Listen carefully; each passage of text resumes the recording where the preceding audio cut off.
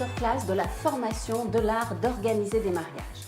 Alors si vous êtes là, c'est que le métier vous intéresse, mais peut-être vous posez-vous des questions quant à ce métier. En quoi consiste-t-il exactement? Suis-je faite pour ce métier? Quelles en sont les contraintes ou les avantages?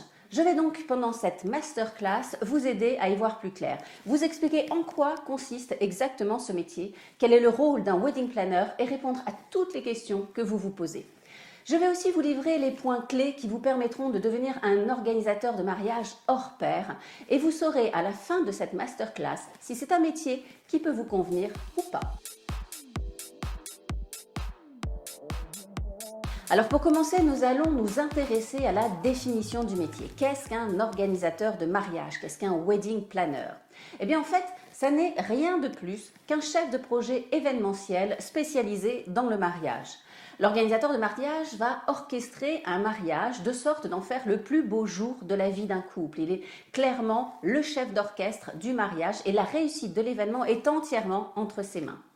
Il va devoir préparer le mariage selon les exigences des mariés, gérer un budget, proposer et superviser un grand nombre de prestataires, s'adapter aux contraintes et trouver des solutions et gérer les imprévus. Tout cela dans le seul but d'offrir aux mariés un mariage sans faille, mais aussi et surtout les délester de toutes les contraintes administratives, les deadlines à respecter, les imprévus de dernière minute à gérer, etc. Vous êtes là pour que les mariés n'aient absolument aucun souci à se faire, qu'ils n'aient aucun stress ce jour-là pour pouvoir en profiter au maximum. Il ne faut pas oublier que ce jour-là ne dure qu'une journée. Il doit être parfait. Les mariés doivent absolument le vivre dans le moment présent pour ne pas avoir de regrets à la fin de la journée en se disant « c'est passé trop vite, on n'a pas eu le temps d'en profiter ». Non, vous êtes justement là pour leur permettre de prendre le temps de vivre chaque moment intensément et sans accroc. Et des accros, il y en aura, mais ils doivent passer totalement inaperçus aux yeux des mariés et de leurs invités. Quand je parle d'accros, je parle d'imprévus de dernière minute, principalement de petites broutilles qui risquent de venir retarder le planning. En principe, si tout a bien été préparé en amont, il ne s'agit que de broutilles à gérer. Mais parfois, il y a des soucis totalement indépendants de notre volonté qui peuvent mettre le mariage en péril et qu'il va falloir gérer pour que le mariage ne soit pas gâché. Bon, déjà là, je pense que j'en ai perdu certains. Comme vous pouvez vous en rendre compte, organisateur de mariage, c'est un vrai métier difficile et exigeant. C'est pour ça qu'il doit impérativement s'apprendre. On ne s'improvise pas organisateur de mariage, on le devient. Avec quelques clés bien senties, du travail et de l'expérience, on y parvient.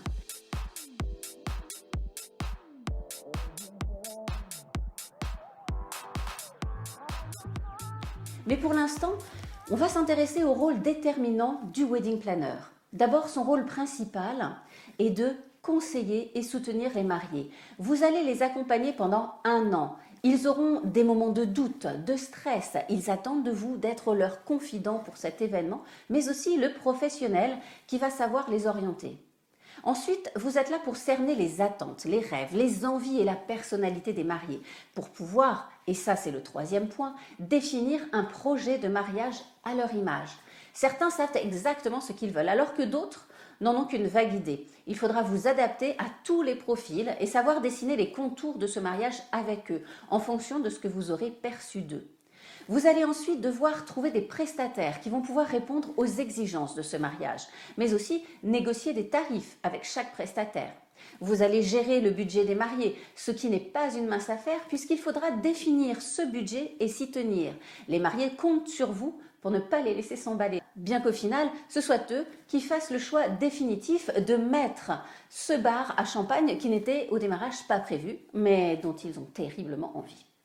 Vous devrez accompagner les mariés au rendez-vous Presta, les guider dans les formalités administratives comme le paiement des acomptes par exemple, ou vous en occuper vous-même lorsqu'il faudra des autorisations administratives spécifiques.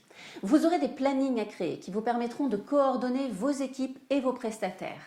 Il faudra gérer les imprévus, les retards, les annulations et proposer des idées de décoration et éventuellement décorer si vous vous en sentez la capacité. Mais sachez que l'organisateur de mariage ne gère pas cette partie. Il la délègue à un décorateur de mariage qui sera géré comme un prestataire à part entière pour le wedding planner. Alors voilà, les grandes lignes de votre futur métier. Les 11 points principaux qui vont motiver votre implication auprès des mariés.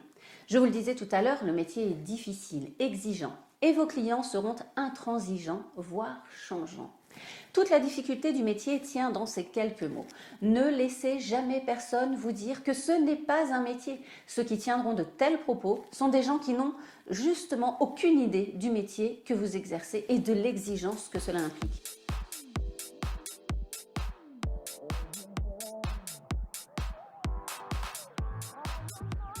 Ce qui m'amène aux qualités dont vous devez impérativement bénéficier pour exceller dans ce métier.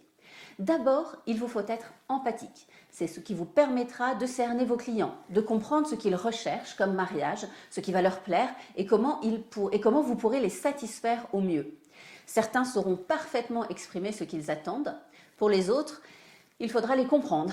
Non pas qu'ils ne savent pas ce qu'ils veulent, mais parfois ils ne savent pas comment l'exprimer ou bien vont aimer des choses dans des styles complètement incompatibles. Il faudra donc que vous compreniez tout cela parfaitement pour pouvoir leur proposer le mariage de leurs rêves. Il faut savoir faire preuve de psychologie. Vous allez parfois vous retrouver face à des mariés à qui vous allez devoir dire non. Parfois parce que ça n'est pas possible, par exemple, mais souvent parce que c'est incompatible avec leur budget. Il faudra savoir leur faire entendre les choses sans les brusquer, sans les braquer, avec bienveillance et soutien. Il vous faut absolument être organisé. C'est clairement la qualité à avoir. Sans cette qualité, vous ne pourrez pas exercer ce métier. La réussite de l'ensemble de l'événement que vous allez mettre en place dépendra de votre capacité à être organisé. Pour cela, dans les différents cours de formation qui vous seront proposés, je vous donnerai des documents et une méthodologie qui vous permettront d'être le plus rigoureux possible. Vous verrez, il y a toutes sortes de plannings pour ne rien oublier, de tableurs pour gérer les budgets, les invités, les mariés, les prestataires. Mais même si je vous donne dans ces formations des outils qui vous permettront d'assurer vos arrières, rien ne pourra se faire sans cette qualité indispensable de l'organisation. Vous devez aussi savoir impérativement travailler en équipe et déléguer. Il y a maintes petites choses à faire au cours de la préparation d'un mariage, le jour J et le lendemain. Si vous ne savez pas déléguer, vous ne vous en sortirez pas. Vous serez très vite débordé, vous risquez d'oublier des choses et le mariage peut virer au fiasco. Bon, j'exagère un peu là, mais il ne sera pas parfait. Or, vos clients attendent un mariage parfait. Il faut donc savoir vous entourer d'une équipe fiable, déléguer les tâches que ces personnes pourront faire à votre place pendant que vous vous occupez de choses plus pointues. Mais il faut aussi savoir travailler en équipe car vous allez avoir à gérer une myriade de prestataires que vous allez devoir coacher comme des membres à part entière de votre équipe, dans la bienveillance et le travail bien fait. À eux aussi, vous allez déléguer beaucoup de choses, toutes leurs parties en fait, tout ce pourquoi vous les faites intervenir. Et vous allez devoir leur faire confiance. Il est donc impératif de bien les choisir. C'est ce que nous verrons dans un module spécifique à ce thème. Vous allez devoir être pointilleux. Un mariage, c'est beaucoup de détails. C'est ce qui va donner un ensemble cohérent, qui va créer une ambiance. Et les détails sont partout, dans la décoration, dans un fil électrique à cacher, dans des nappes à repasser, mais aussi dans une petite ascension que vous aurez eue pour votre marié ou encore dans votre tenue. Mais tout cela, on le découvrira plus tard lors des formations spécifiques. Vous devez être visionnaire, et oui, car il vous faudra prévoir des plans B en permanence. Le plus classique, si votre mariage se passe en extérieur, quel plan B pouvez-vous imaginer s'il pleut? Ou quelle solution s'il y avait une coupure d'électricité par exemple?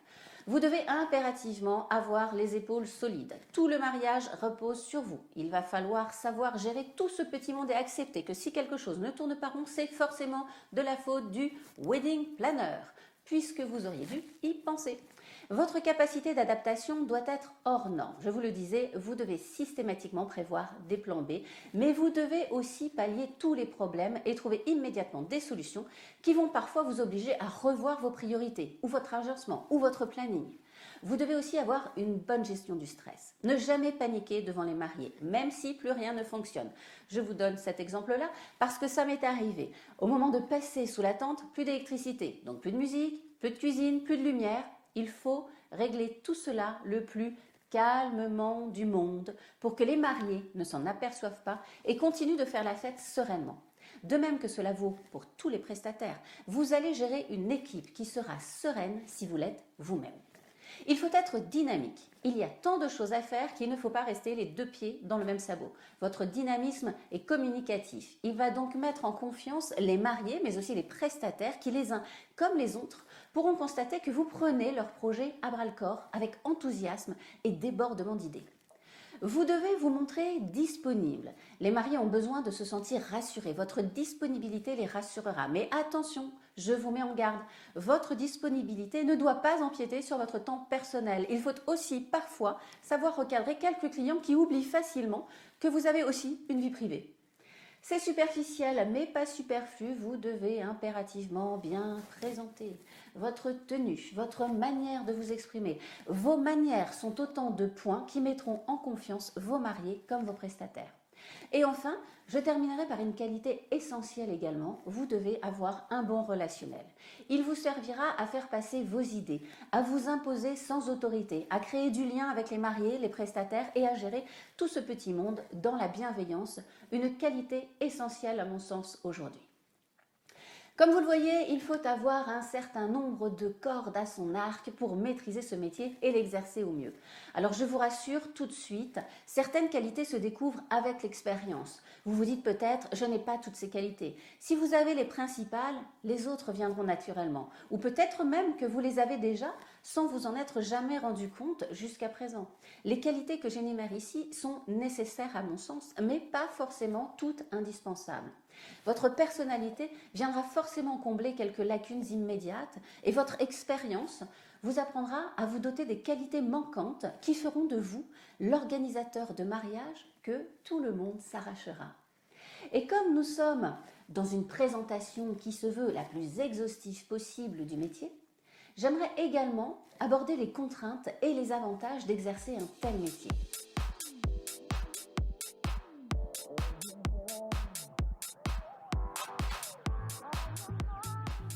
Alors parmi les contraintes indéniables, il y a celle des vacances, de la vie privée et de vos week-ends. Et oui, les mariages ont lieu en principe le samedi et en été. Vous pouvez donc oublier vos week-ends complets, j'entends, puisque vous travaillerez vendredi, samedi, dimanche, en plus de toute la semaine. Et ça, dès le mois d'avril et jusqu'en octobre. Les mariages d'hiver sont rares. En revanche, votre plus grande période d'activité sera l'été. Vous pouvez donc dire au revoir à vos vacances d'été, celles de printemps et celles de la Toussaint si votre planning est overbooké. L'avantage, c'est que c'est sur une période plus ou moins courte en fonction de votre calendrier des mariages. Parfois, les mariages sont espacés de plusieurs semaines, ce qui peut vous laisser le temps de profiter un peu de votre petite famille, un week-end par-ci par-là. Et puis surtout, si vous n'avez pas d'enfants ou des enfants en bas âge, vous pourrez partir en vacances en décalé et avoir des tarifs plus attractifs. Voyons aussi le bon côté des choses. Autre contrainte qu'il faut souligner, le métier peut être éreintant pendant la pleine période puisque vous cumulez semaines et week-ends de travail. Et cela pendant 1 mois, 2 mois, voire 3 ou 4 mois d'affilée en fonction des dates de mariage que vous aurez conclues. Mais par contre, en basse période, vous êtes sur un métier classique avec semaines de travail et week-end de repos. Et surtout, vous avez la possibilité de gérer votre emploi du temps. N'oubliez pas que vous êtes votre propre patron et que si vous devez aller chercher votre enfant à l'école et l'aider à faire ses devoirs, vous pouvez le faire. Une autre contrainte, et pas des moindres, le métier peut se révéler être ingrat. Et oui, je vous le disais un peu plus haut, tout est sur vos épaules. Les clients ne sont pas exigeants, ils sont intransigeants et ils ne laisseront pas passer la moindre erreur. Même si tout s'est bien passé, si vous avez dû gérer des couacs dont ils n'ont même pas connaissance et que, grâce à vous, le mariage était très beau. S'ils dénichent une seule erreur, vous deviendrez leur souffre-douleur. Ils ne manqueront pas de vous rappeler à l'ordre, et ce, même si l'erreur ne vous incombe pas, puisque, comme je vous le disais un peu plus tôt, vous êtes entièrement responsable de leur mariage. Tout ce qui n'ira pas sera de votre faute, même s'ils vous ont délibérément imposé un prestataire qui, parce qu'il avait signé plusieurs mariages le même jour, n'a fait que la moitié de son travail et ne vous en a pas tenu informé. Vous êtes le wedding planner. Vous devez tout vérifier, tout gérer. En revanche, vous allez le plus souvent tomber sur des mariés adorables, voire absolument géniaux, qui auront à cœur de vous remercier pour le travail que vous avez fait, qui sauront être reconnaissants et vous le montrer. Ouh là là, je sens que je viens encore d'en perdre quelques-uns de plus. Mais ne vous inquiétez pas, il y a aussi de nombreux avantages. Le premier de tous étant que vous êtes votre propre patron et ça n'a pas de prix. Le second, vous gérez votre emploi du temps. C'est aussi un métier de relationnel où vous côtoyez beaucoup de monde. Vous pouvez faire de merveilleuses rencontres. La plupart des mariés sont heureux de pouvoir se reposer sur vous. Vous allez être le chef d'orchestre du plus beau jour de leur vie. C'est un métier de passion passionnant. Vous pouvez travailler de chez vous. On peut démarrer ce métier avec très peu de moyens, le nécessaire étant un bureau, un ordinateur, une imprimante, un site internet et toutes les fournitures de base. Une voiture, des cartes de visite, un numéro de tirette et une formation. Mais surtout, vous avez la satisfaction d'avoir rendu heureux et d'avoir participé au rêve d'une vie d'un couple amoureux.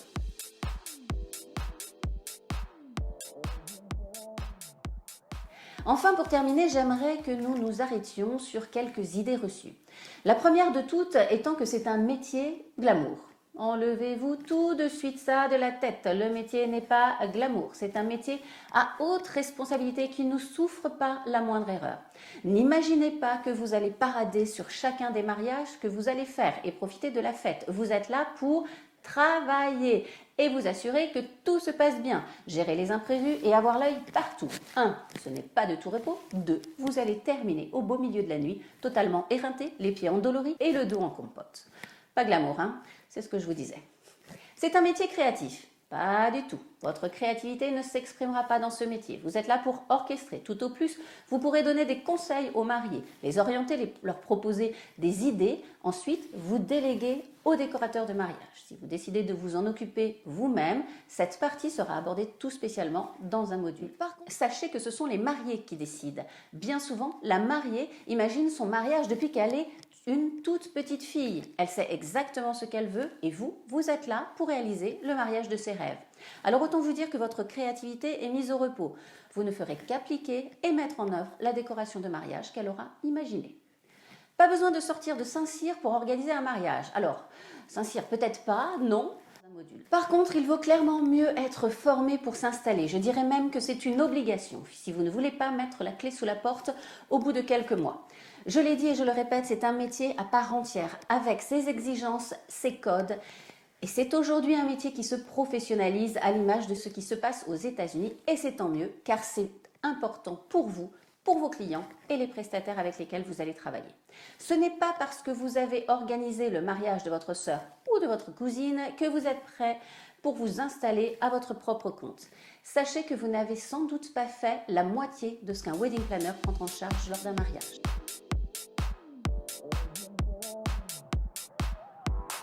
Vous êtes maintenant convaincu que ce métier est fait pour vous, en ayant parfaitement connaissance des avantages et des inconvénients de ce métier, des qualités nécessaires à sa bonne exécution et de l'essence même de ce métier, je vous invite à consulter les différentes formations que je mets à votre disposition. La principale étant celle formant au métier de wedding planner sur laquelle je vais m'attarder un peu puisque c'est d'abord pour celle-ci que vous êtes là. Mais sachez qu'il y en a d'autres qui viennent parfaire cette formation initiale, dont une qui vous donnera tous les éléments nécessaires à la création de votre entreprise et les bases comptables, administratives, judiciaires, marketing qui vous seront indispensables pour faire vivre cette entreprise. Car il ne faut pas oublier qu'au-delà du métier, vous allez devoir gérer votre entreprise. Il va donc falloir choisir un statut, apprendre à déclarer sa TVA, créer son identité visuelle, choisir son positionnement, se faire connaître, réaliser une étude de marché, créer son prévisionnel, savoir où se renseigner pour obtenir différentes aides financières, etc. Une autre formation portera sur le côté commercial, indispensable pour réussir à se développer et signer des contrats. Et encore une autre portera sur la décoration de base, celle qui peut être faite par un wedding planner dans certains cas. Je reviendrai sur ces différentes formations à l'occasion de nouvelles masterclass. Celle que je vous présente aujourd'hui, c'est évidemment celle d'organisateur de mariage. Cette formation se nomme « De l'art d'organiser un mariage » car en effet, c'est avant tout un art. Cette formation propose 16 modules qui vous permettront d'aborder et de voir en profondeur toutes les tâches à effectuer au cours d'une organisation de mariage. D'abord, tout ce qui concerne les préparatifs. Ce sont les modules de 1 à 6 avec en premier lieu une formation théorique sur les types de mariage que vous allez le plus souvent rencontrer. La présentation d'un document que je vous remettrai et qui définira le squelette de votre mariage, le cahier des charges. L'établissement du budget prévisionnel de votre mariage. Je vous remettrai à cette occasion à nouveau un document type qui vous servira pour tous les mariages que vous aurez organisés. Un autre fichier type que nous appelons rétro-planning et qui vous permettra de n'oublier aucune tâche importante à faire.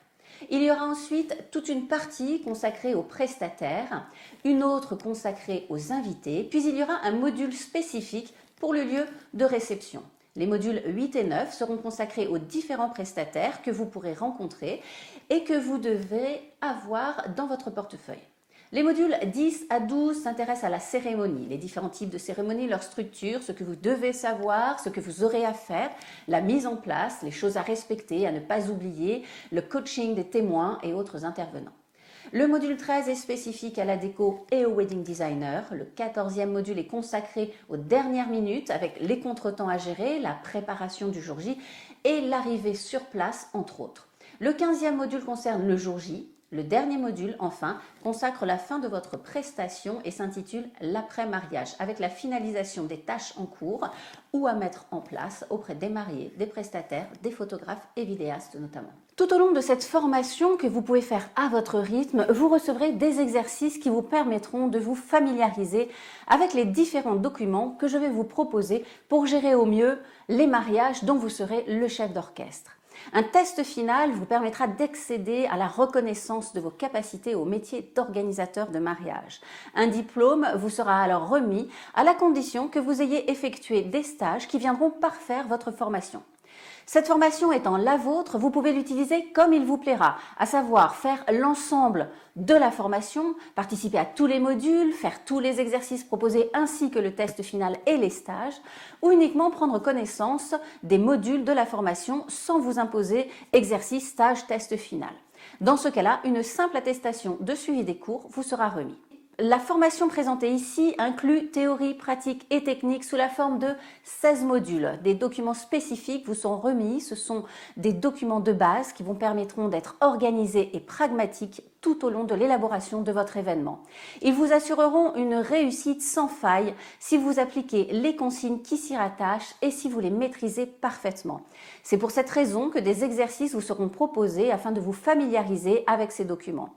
Grâce à cette formation, vous serez en mesure de connaître les différents types de mariages, de remplir un cahier des charges, faire un budget prévisionnel, gérer vos prestataires, négocier, convaincre, proposer, gérer les acomptes, les options, les validations et les levées d'options, aller chercher des prestataires selon vos besoins, gérer un lieu, une cérémonie, savoir chiffrer les différents postes, connaître les bases de la décoration, gérer un jour J, maîtriser les documents du jour J et l'après-mariage. Des exercices et des études de cas vous amèneront à pallier l'expérience qui vous manque, tout comme les stages si vous décidez de les faire. Cette masterclass est maintenant terminée, j'espère qu'elle vous aura aidé à y voir plus clair. N'hésitez pas à me poser les questions qui vous viennent. Si je n'ai pas répondu à toutes vos interrogations, je me ferai un plaisir d'y répondre. Voici l'adresse mail sur laquelle vous pouvez écrire. Pour avoir plus d'informations sur la formation, ses tarifs, les différents modules, etc., vous pouvez vous rendre sur le site Eladoma qui s'affiche ici. Vous trouverez également le lien dans la description de la vidéo.